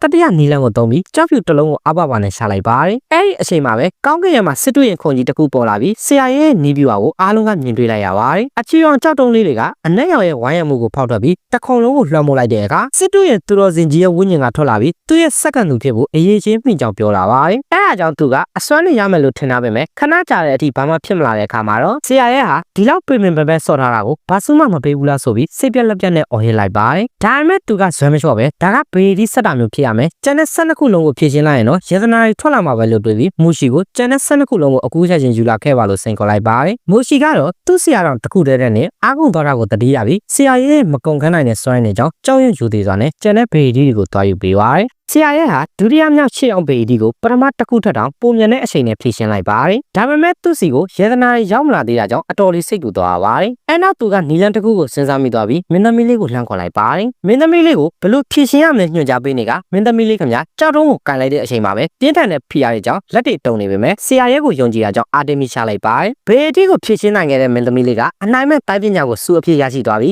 းဒီပညာရဲ့ဟာအဆင့်အမြင့်ဆုံးရောက်ရင်ဓာတ်တောက်နဲ့မီးပြင်းလေကိုပါဖျက်ပစ်နိုင်တဲ့အထိစွမ်းအားကြီးပါတယ်မင်းသမီးလေးကလည်းဆရာရဲ့ကငါ့ကိုဒီလောက်ကြီးမားတဲ့ကံကောင်းမှုကြီးပေးလိုက်တာလားဆိုပြီးကျေးဇူးတင်နေကြပါတယ်အားလုံးကလည်းဒီလိုကြီးမားတဲ့အခွင့်အရေးကြီးသူများကိုပေးလိုက်တဲ့ဆရာရဲ့စိတ်ဓာတ်ကိုလေးစားနေကြပေမဲ့စိတ်ဓာတ်တကယ်တမ်းမှာတော့သူများကြဆွရပြီးသူကြဘာမှမရလို့တင်းနေတာဖြစ်ပါတယ်အဲအားကြောင့်ကျန်တဲ့10ခုတည်းကတစ်ခုခုမှဆွရမှာပဲဆိုပြီးအမြန်ဖြေရှင်းလိုက်ပေမဲ့ဘာမှမရပဲတကယ်တော့ဆရာရဲ့ကအရန်စွမ်းအားကြီးနေရကြောင်းသူ့လို level အတွက်ဘာမှပေးစရာမရှိတာဖြစ်ပါတယ်ဒါကိုမသိတဲ့ဆရာရဲ့ကတော့စတုတ္ထတက်ကိုဒေါသတကြီးနဲ့တက်လာခဲ့ပြီးအဲအချိန်မှာပဲအင်တန်တာလာတဲ့ဆောင်းတန်ကိုကြားရလိုက်ပါတယ်စတုတ္ထတက်မှာတော့လူငယ်တယောက်ဟာဆောင်းနဲ့သမီးနဲ့ဆောင်းမြကြီးနေရင်ကိုဘက်ကဆောင်းဆွမ်းရင်ကြောင့်ညနေမှာဒဏ်ရာရပြီးရှုံးနေသွားလို့ပြဿနာရှာနေပါတယ်အဲ့အချိန်ဆရာရဲ့ရောက်လာပြီးအရှုံးကိုလက်ခံမှုပြောတော့မင်းတက်နေရင်ဝင်ဒီလို့ပြောလိုက်တဲ့အခါရှင်ပြန်ဖို့လှုပ်လိုက်ပေမဲ့တစ်ဖက်ကအရှုံးပေးသွားလို့အားလုံးအံ့ဩကုန်ကြပါတယ်။ဘာလို့တန်းအရှုံးပေးတာလဲမေးတော့ဆရာရဲ့ဟာသူမရဲ့နှလုံးသားထဲမှာလောကရဲ့နံပါတ်1ပညာရှင်ဖြစ်တာကြောင့်အခုလိုအရှုံးပေးရတာဖြစ်ကြောင်းပြောပြပါတယ်။ဆရာရဲ့နဲ့ရှင်းရွယ်တို့ပြန်လည်ဆုံတွေ့ကြတဲ့အခါဘာလို့ဒီရောက်နေရလဲမေးတော့ဆရာရဲ့ဒီကိုလာမှသတင်းရတာလို့သူမကဆရာဖြစ်သူရဲ့အမိန့်အရဆရာရဲ့ကိုပြုစုဆောင်ချောက်ပြီးညံ့တာရအောင်လုပ်ဖို့ရောက်နေတာဖြစ်ပေမဲ့ဒီတိုင်းလာကစားရလို့ဖြေလိုက်ပါတယ်။ရန်ပေရှင်းကတော့ရှင်းရနဲ့ဆရာရဲ့တို့ရင်းနှီးရအောင်ကြည့်ပြီးမ နာလို့ဖြစ်နေပါတယ်စောနာကစောင်းတန်ရအများကြီးတိုးတက်လာပဲလို့ပြောတော့ဆရာရဲကိုမှတ်မိသေးကြောင်းပြပြက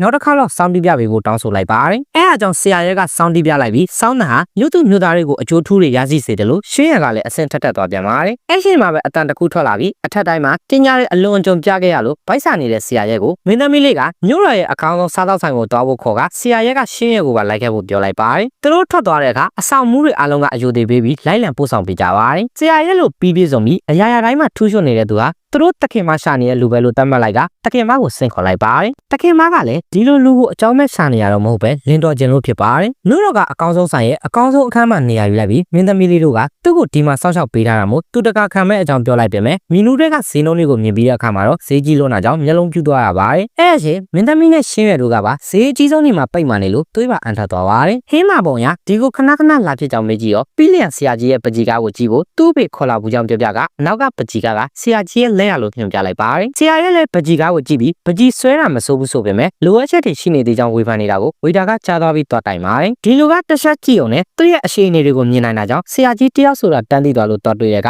ကြက်ပောင်ကိုအငံမြစားနေတဲ့ဆရာရဲ့ကိုတွေ့ပြီးအနှဲငယ်ဆေးပြတ်သွားပါတယ်ဆရာရဲ့ကိုသူ့ကိုယ်သူမိတ်ဆက်ပြီးနောက်သူ့ကိုတပုံလောက်ဆွဲပြပြီးတင်ခွင့်ပြုဖို့တောင်းဆိုတဲ့အခါဒီဈေးကြီးရဲ့အစားအစာတွေကိုကော်စားရအောင်မှမို့မြင်လိုက်ပါတယ်အဲဒါကြောင့်ပြည်လန်ကပကြီးဆွဲပြရင်တကားခံမယ်လို့ညှိနှိုင်းလိုက်တဲ့အခါချက်ချင်းလက်ခံလိုက်ပါတယ်ဆရာရဲ့စုတ်တောင်ကိုကင်ပြီးဆွဲလိုက်တဲ့ပကြီးကဟာတာမန်မဟုတ်ပဲရွှေရောင်အလင်းတန်းနေတဲ့အတူကြာပန်းနဲ့တကယ်အပြစ်မှလို့ပွင့်လာတဲ့အတက်ဝင်ကဘာတစ်ခုဖြစ်လာပါတယ်ပကြီးရဲ့ဆွမ်းအားကြောင့်ရံပင်ချင်းရေထဲမှာရက်နေတယ်လို့ခံစားနေရပြီးသူမရဲ့အဝတ်စားတွေပါတကယ်ဆိုသွားပါတယ်ဆရာရဲ့ပကြီးကားတဲ့နစ်မျောနေတဲ့ပြည်လန်ဟာတကယ်လက်တွေ့ပါကိုတင်ရောက်တဲ့အခါဆရာရဲ့လက်ရကိုနတ်ဖျားဖန်တီးရဲ့လက်ရအဖြစ်အသိမှတ်ပြုလိုက်ပါတယ်ဆရာရဲ့တင်ကြားပေးတဲ့စကားကြောင့်ပြည်လန်ဟာတခုခုကိုနားလဲသဘောပေါက်သွားပြီးကျေးဇူးတင်လို့ဒူတော့ခါရာပြုလိုက်ပါတယ်ဆရာရဲ့ကထမင်းဖို့ရှင်းတဲ့ကိစ္စမင်းညံ့တဲ့အခါပြည်လန်ကဆရာရဲ့တက်တက်လုံးအခမဲ့စားတော့နိုင်ဖို့ဝေတာကိုအမိန့်ထုတ်လိုက်ပါတယ်ဆရာရဲ့အတွက်တော့တသက်စာအလကားစားရဖို့ပကြီးကတစ်ချက်ပေးရတာအလွန်အမျက်ထွက်တဲ့အပေးယူဖြစ်လို့ပျော်ရွှင်စွာသဘောတူလိုက်ပြီးပြန်လာခဲ့ပါတယ်ပြန်လာတဲ့လမ်းမှာတော့ပကြီးကတစ်ချက်နဲ့တသက်လုံး free စားခွင့်ရတာဟာမတန်ဘူးထင်နေတဲ့ဆရာရဲ့ကိုမင်းသမီးလေးနဲ့ရှင်းရကဒီပကြီးကတဆိုင်လုံးထက်တောင်တန်တယ်လို့ပြပြကြပါတယ်အဲဒါကြောင့်သူ့ပကြီးကဒီလောက်တန်မှန်တည်တဲ့ဆရာရဲ့လည်းဒီမျိုးမှာပုံစံပြီးပတ်စံရှာဖို့စဉ်းစားနေပါတယ် brilliance မူးရောက်လာပြီးဆရာရဲ့လာသားသေးလမ်းပြီးတော့လာသားကြောင့်နဲ့သူ့ကိုနတ်ဖျားလို့ပကြီးတောင်ပေးသွားကြောင်းထုတ်ပြလိုက်တဲ့အခါအားဖို့ကောင်းလွန်းတဲ့ပကြီးကြောင့်ပို့ပြီးတော့လင်းအရန်တော့ကျင်သွားပါတယ်ပကြီးယောက်ကနမီကမြို့တော်ကသူတော်စင်ရုပ်ထုနမီနဲ့တွန်းနေရကြောင်းဆရာရဲ့ဘသူမှန်တီးသွားပြီးဘယ်မှာရှိနေမှန်းတီးသွားလို့နန်းတော်စီသွားပါတယ်။အဲချိန်ရန်တဲ့ချက်ကခုံးဝင်လာတဲ့မူယုံကိုတားဆီးလိုက်ပါတယ်။မူယုံကဘိုးဘေးကြီးရဲ့ချစ်စံဟာနတ်အသွင်ပြောင်းအဆင့်ကိုရောက်ရှိနေတာကိုအံ့ဩစတွေ့ရှိသွားပါတယ်။ဘိုးတော်ကဘာလို့ခုံးဝင်လာတာလဲလို့မေးတော့သူ့လင်တော်မဲ့ဆရာရဲ့ကိုလာတွေ့ကြောင်းပြောတဲ့အခါဆရာရဲ့ဟာအစ်စ်တအားမြင့်လွန်တာကြောင့်မင်းတောင်းမခံနိုင်ဘူးလို့တတိပေးလိုက်ပါတယ်။ဒါကိုဒေါသထွက်သွားတဲ့မူယုံကသူမရဲ့ဖိနှိစစ်မှန်မီစွမ်းအားတွေကိုထုတ်ဖော်ပြသလိုက်ပါတယ်။သူမဟာအင်အားကြီးမျိုးနွယ်ဝင်ဖြစ်တယ်လို့ထူးခြားတဲ့ခန္ဓာကိုယ်ပိုင်ရှင်လည်းဖြစ်တာကြောင့်ဆရာရဲ့ကိုရအောင်ယူနိုင်မယ်လို့ယုံကြည်နေပါတယ်။ရန်ထန်ရှမ်းရဲ့ပြောပြချက်တွေကြောင့်ဆရာရဲ့ဟာအထက်ပုံကနေလူပြီးဆင်းလာတဲ့ထိုက်ရွှေတက်စင်တဲ့မြေဘိုးဘေးကြီးတအူလို့တီးလိုက်ရပြီ။နေတာမိနစ်တစ်ထောင်လောက်လေ့ကျင့်ပြီးရင်ဆရာရဲ့နဲ့ထိုက်တန်သွားပြီဖြစ်ကြောင်းအားပေးစကားပြောပေးပါတယ်။အခုတော့ဆရာရဲ့အဆင့်အတန်းဟာသူတို့လက်မမိနိုင်တဲ့အထိမြင့်မာလို့ကြောင်းရှင်းပြပေးမယ်။မူးယုံကပို့ပြီးတော့တောင်လိုချင်သွားပါတယ်။အဲဒါကြောင့်သူကိုယ်တိုင်တွေးမှယုံမယ်ဆိုကအ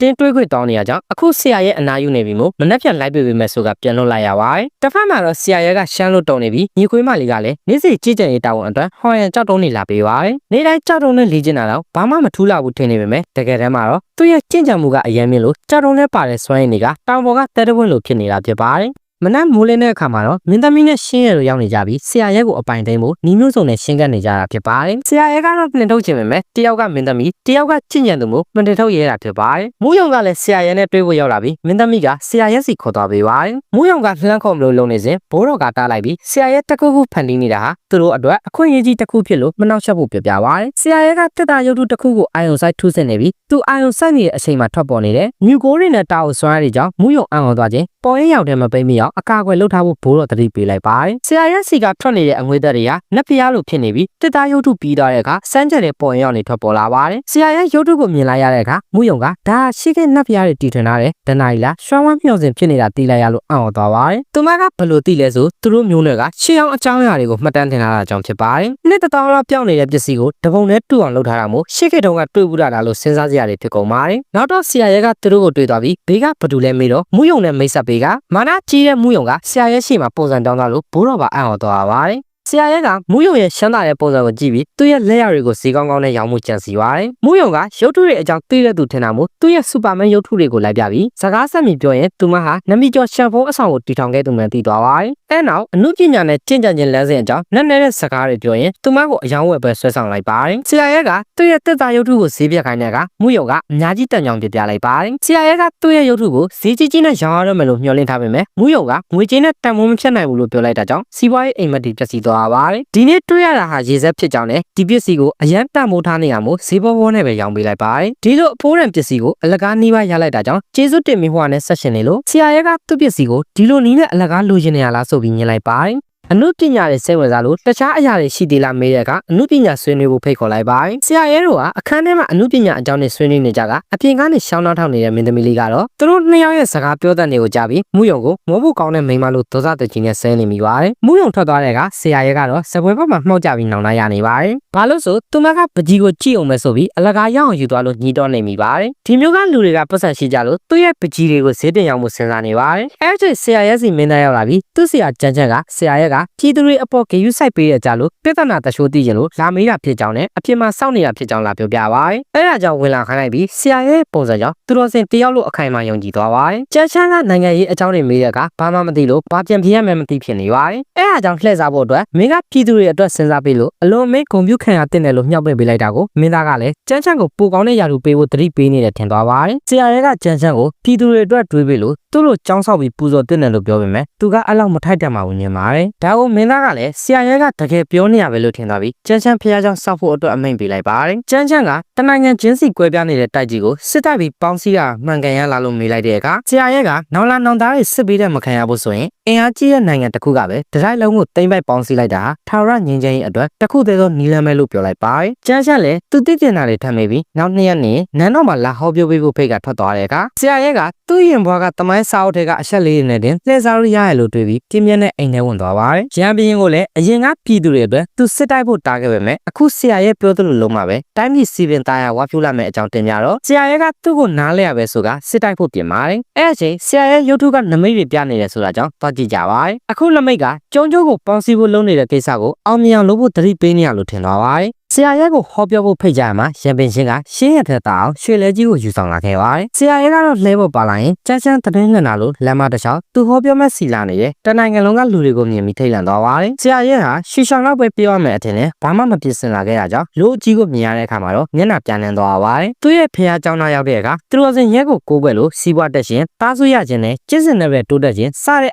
အဖွဲတရင်တွေကိုဆရာရဲကြားလိုက်ရတဲ့အခါသူလဲဆူတောင်းခြင်းလို့သူနဲ့နာမည်တူတဲ့ရုပ်ထုစီသွားကြည့်ပါတယ်ရုပ်ထုကသူနဲ့တူနေတဲ့အပြင်ခလေးတယောက်ကလည်းသူတို့စင်ကြီးကိုယ်တိုင်ရောက်လာတယ်လို့ပြောနေချိန်ရုပ်ထုတွေကနေသူနဲ့ပုံစံတူလူတယောက်ထွက်လာပါတယ်ဆရာရဲကအံ့ဖွယ်စိတ်အာရုံနဲ့ရောက်သွားပြီးအနာဂတ်ကကိုကိုနဲ့မျက်နှာချင်းဆိုင်တွေ့ခဲ့ပါတယ်အနာဂတ်ကဆရာရဲကသူကနောင်တစ်ချိန်မှာအစွမ်းထက်တဲ့နတ်ဗျာဖြစ်လာမှာဖြစ်ကြောင်းနဲ့အခုတော့သူ့ရဲ့ခန္ဓာကိုယ်နဲ့စွမ်းအားတွေကအမြင့်ဆုံးရောက်နေပြီမို့ထပ်ပြီးကြည်ကြံနေဖို့မလိုတော့ဘူးလို့လမ်းညွှန်ပေးခဲ့ပြီးသူ့ကိုယ်လည်းဝင်သွားခဲ့ပါတယ်အဲ့အချိန်မှာဖះเจ้าတွေကလူတွေကဆရာရဲစီကထွက်လာတဲ့ရွှေရောက်အလင်းတန်းတွေကိုမြင်ပြီးသူဟာစစ်မှန်တဲ့သူတော်စင်မဲဆိုကရှင်ခိုးပူဇော်နေကြပါတယ်ဆရာရဲကအနာဂတ်ကိုယ်တိုင်စီကနေဝိညာဉ်မြေရောက်သွားခဲ့ပါတယ်အားလုံးကသူ့ကိုသူတော်စင်ထင်နေရမို့သူလည်းအနာဂတ်ကြရင်သူတော်စင်ဖြစ်လာမှာဆိုပြီးဟန်ဆောင်နေဖို့ဆုံးဖြတ်လိုက်ပါတယ်ဆရာရဲကမင်းသားနဲ့အတူနန်းတော်မှာဟောပြောဖို့ရောက်ရှိလာခဲ့ပါတယ်သူကသူတော်စင်ဆိုတဲ့ခုံပုံနဲ့အညီနည်းနည်းတဲ့စကားတွေပြောဖို့ကြိုးစားရင်ခက်ခဲတဲ့ဆိုတဲ့စကားတကွန်းကိုပဲပြောလိုက်မိပါတယ်အဲ့လိုပြောလိုက်တာကြောင့်နားထောင်နေတဲ့လူတွေကဒါကိုနည်းနည်းတဲ့တရားစကားလို့ထင်သွားပြီးကိုပွားရဲ့အခက်အခဲတွေနဲ့တိုက်ဆိုင်ကသူ့ကိုအလွန်မေးကြည့်ညိုသွားကြပါတယ်ဆရာရဲကရှေးအောင်စကားပုံတွေကိုထုတ်ပြောလိုက်တဲ့အခါမှာသူ့ရဲ့ခန္ဓာကိုယ်ကနေရွှေအောင်အလင်းတန်းနေနဲ့အဖွဲပေါ်ရည်တွေထွက်လာခဲ့ပါတယ်အဲ့ဒါကြောင့်ဘေးမှာရှိနေတဲ့လူတွေဟာအစစ်မှန်တရားလမ်းစဉ်ကိုထိုးရင်းသိမြင်ပြီးအစစ်နေတက်သွားကြပါတယ်ဒါကြောင့်ဆရာရဲကိုအရင်ကတည်းကပို့ပြီးတော့အထင်ကြီးကိုးကွယ်သွားကြတယ်ပါတယ်အဲ့အချိန်မှာပဲဆရာရဲစီကိုတန်တာရီလာရှောင်းဝဲမျှော်စင်ကရောက်လာပြီးဒီယတနာကြီးကဆရာရဲရဲ့အရေးရှင်းနေကြောင်းတခင်အဖြစ်ရွေးချယ်လိုက်တာဖြစ်ပါတယ်ဆရာရဲကတော့သူ့ရဲ့တရုပ်ဆောင်မှုတွေအရန်ကောင်းလို့ယတနာတွေတောင်ဝေခွဲမရဖြစ်နေရတာလို့တွေးနေပေမဲ့လက်တွေ့မှာတော့သူကလောကမှာရှားမှရှားတဲ့ယတနာကြီးကိုပိုင်ဆိုင်ခွင့်ရသွားတာဖြစ်ပါတယ်အကျိုးဆက်အနေနဲ့အားလုံးကလည်းသူ့ကိုလောကရဲ့အကြီးမြတ်ဆုံးသူတော်စင်ကြီးအဖြစ်ဒုတော့ကာရာပြုလိုက်ကြပါတယ်ဆရာရဲဟာအသေးရထားတဲ့ရွှမ်းမျှော်စင်ကြီးကိုထိန်းချုပ်ဖို့ကြိုးစားပေမဲ့သူ့ရဲ့အဆင့်အတန်းကနှိမ့်လွန်သေးတာကြောင့်မျှော်စင်ကြီးကသူ့ကိုလုံးဝအဖတ်မလုပ်ခဲ့ပါဘူးအဲ့အကြောင်းသူကအစင်းမြင့်ယတနာကြီးကိုလက်ချွတ်လိုက်ပြီးရှင်းရပေးထားတဲ့စာအုပ်နဲ့ပဲဟော်ရန်ကြောက်တုံးကိုတုံးပြီးကျင့်ကြံဖို့ဆုံးဖြတ်လိုက်ပါတယ်ကြောက်တုံးနဲ့စတင်ကျင့်ကြံလိုက်တဲ့အချိန်မှာထူးဆန်းတဲ့ຫນွေထွေးမှုတွေကသူ့တစ်ခုလုံးကိုစီစဉ်သွားပြီးစွမ်းအားတွေပွင့်ထွက်လာခဲ့ပါတယ် သူကိုယ်တိုင်ကတော့ဒါကိုတာမန်နေလို့ကောင်းရုံပဲလို့ထင်နေပေမဲ့တကယ်တမ်းမှာတော့သူ့ရဲ့ကျင့်ကြံမှုကအံ့ဩစရာကောင်းလောက်တိုးတက်နေတာဖြစ်ပါတယ်ဆရာရဲကကျင့်စဉ်ကိုအာရုံစိုက်ပြီးကျင့်ကြံလိုက်တဲ့အကျိုးဆက်ကြောင့်မျိုးတော်တစ်ခုလုံးမှာရှိတဲ့ဝိညာဉ်စွမ်းအားတွေကသူ့အခန်းစီကိုမှုန်တိုင်းလို့တရဟောစီးဝင်လာခဲ့ပါတယ်အဲအချိန်မှာရှင်းရဲကလည်းစီနီယာရဲကိုကူညီပေးနေတာမို့လို့သူ့ရဲ့ဝိညာဉ်စွမ်းအားတွေကိုပါထပ်ပေါင်းထည့်ပေးလိုက်ပါတယ်ဆရာရဲကဝိညာဉ်စွမ်းအားတွေအားလုံးကိုအတင်းအာရမဆွဲယူလိုက်တာကြောင့်မျိုးတော်တွေကတခြားကျင့်ကြံသူတွေနဲ့ဘိုးဘေးကကျင့်ကြံနေရင်စွမ်းအားပြတ်တော့ပြီးအခက်တွေ့ကုန်ကြပါတယ်မျိုးတော်တစ်ခုလုံးမှာဝိညာဉ်စွမ်းအားတွေလုံးဝမကြံတော့လောက်အောင်ဖြစ်သွားတာကြောင့်ဒါဟာဆရာရဲလက်ချက်ဆိုတာရင်းမိသွားကြပါတယ်ဆရာရဲစွမ်းအားဆုပ်မှုကကြောက်စရာကောင်းတော့ကြီးမားနေရကြောင်းအစိုးရဝန်ကြီးကစိုးရိမ်လာကြပါတယ်ဝိညာဉ်စွမ်းအားမရှိရင်အစွမ်းထက်တဲ့ကျင့်ကြံသူတွေကမျိုးတော်ကနေထွက်သွားကြမှာဖြစ်ပြီးအဲ့လိုဆိုရင်တိုင်းပြည်ရဲ့အင်အားပါကျဆင်းသွားနိုင်တာမို့လို့ဆရာရဲကိုအိမ်ပြန်ဖို့အထိတိုင်ပင်လာကြပါတယ်ဝန်ကြီးကစိုးရိမ်နေပေမဲ့ဘိုးဘေးကြီးကတော့ဆရာရဲကိုလုံးဝယုံကြည်နေစေဖြစ်ပါတယ်ဆရာရဲလုံးသမျှမှာနည်းနည်းတဲ့ရည်ချက်ရှိမှဖြစ်တယ်လို့ဒါတိုင်းပြည်အတွက်ကံကောင်းခြင်းတွေတည်ဆောင်လာပေးမှလို့ယူဆတာကြောင့်ဘယ်သူမှကန့်ကွက်လို့မရအောင်တားဆီးထားလိုက်ပါတယ်။ဂူအောင်ကျင့်ကြံပြီးတဲ့နောက်မှာတော့ဆရာရဲဟာအပြင်ကိုပြန်ထွက်လာခဲ့ပါတယ်။သူကတော့မျိုးတော်တစ်ခုလုံးကိုစွညံပေါ်လော်ရမ်းကိုလုပ်ခဲ့တာကိုလုံးဝမသိပဲလာဝက်လောက်ဂူအောင်ပြီးမှကြောက်တော့အနှဲငယ်ကိုပဲစုပ်နိုင်ခဲ့တာကြောင့်သူ့ကိုယ်သူရှက်နေပေမဲ့ဘေးကလူတွေကတော့သူ့ရဲ့နည်းနည်းတဲ့ကျင့်ကြံမှုကိုအံ့ဩနေကြပါတယ်။အထူးသဖြင့်ရှင်းရကတော့သူမရဲ့ဝိညာဉ်စွမ်းအားတွေကုန်ခန်းသွားတဲ့အထိဆရာရဲကိုကူညီပေးခဲ့တာမို့လို့ဆရာရဲရဲ့အဆင့်တန်းကိုပို့ပြီးကြည်ညိုသွားခဲ့ပါတယ်။ဆရာရဲကသူ့တုံးနေတဲ့ကြောက်တုံးအကြောင်းကိုစမ်းသပ်မေးမြန်းလိုက်တဲ့အခါဒါလောကမှာအလွန်ရှားပါတဲ့ဟွန်ရန်ကြောက်တုံးဖြစ်ကြောင်းသိလိုက်ရပါတယ်။ဒီကြောင့်အခွန်ကမာလွန်းတာကြောင့်နတ်ပြအဆင့်ဘိုးဘေးတွေတောင်အင်အားသုံးပြီးခက်ခွဲမှသာကျင့်ကြံလို့ရတာဖြစ်လို့တာမန်ဝိညာဉ်ကြောက်တုံးတွေလို့မြင်းမြဆက်သုံးလို့မရဘူးလို့ရှင်းပြကြပါတယ်။ဒါတွေဘယ်မှာရှာလို့ရလဲမေးကြည့်တော့မိစ္ဆာမျိုးနွယ်တွေကဒါကိုစုဆောင်ရတာဝါသနာပါပြီးဝိညာဉ်ဆေးလုံးတွေရေနာတွေအများကြီးနဲ့မှလဲပေးတယ်လို့သိလိုက်ရပါတယ်။ဆရာရဲ့ကြောက်တုံးကဒီကျုံကျိုးမှာတော့ဒုတိယတစ်လုံးရှာမရနိုင်လောက်အောင်တန်ဖိုးရှိကြောင်သူတို့ကပြောပြကြလို့အရန်ရှာမှန်းသိသွားကထက်ကျင့်ကြံလို့မရတော့မှကိုတွေ့ရင်စိတ်ညစ်သွားပါတယ်။တစ်ဖက်မှာတော့မဲလုံးကဆရာရဲ့ရှိရဲ့နေရာကိုအနံ့ခံရောက်လာချိန်ညီခွေးမလေးကအဆင့်တက်တော့မှမလို့မဲလုံးကအဆင့်တက်အောင်ကူညီပေးလိုက်တာကြောင့်သူမရဲ့အဆင့်ဟာမဲလုံးထက်တောင်မြင့်သွားပါတယ်